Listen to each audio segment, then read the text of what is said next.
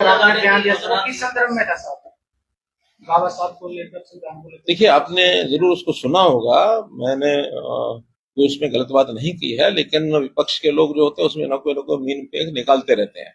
बाबा साहब अम्बेडकर हमारे बहुत ही आदरणीय महापुरुष हैं, और संविधान जो है वास्तव में तो निर्माता के रूप में बाबा साहब अम्बेडकर ही हैं। बाबा साहब अम्बेडकर के बिना संविधान का तो कोई प्रश्न ही पैदा नहीं होता।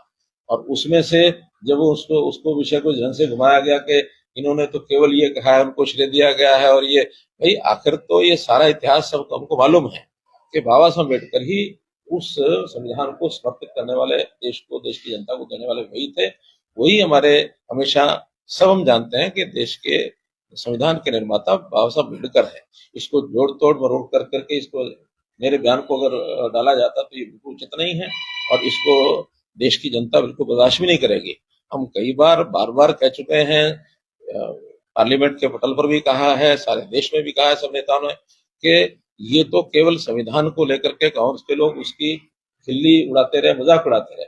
हमने वास्तव में संविधान के प्रति अपनी श्रद्धा दिखाई है, और संविधान से ही सारी चीजें चलाई हैं। इन्होंने संविधान को कितना तोड़ा मरोड़ा है ये इतिहास बताता है, चाहे वो इंदिरा गांधी का समय हो, चाहे उससे पहले का समय हो।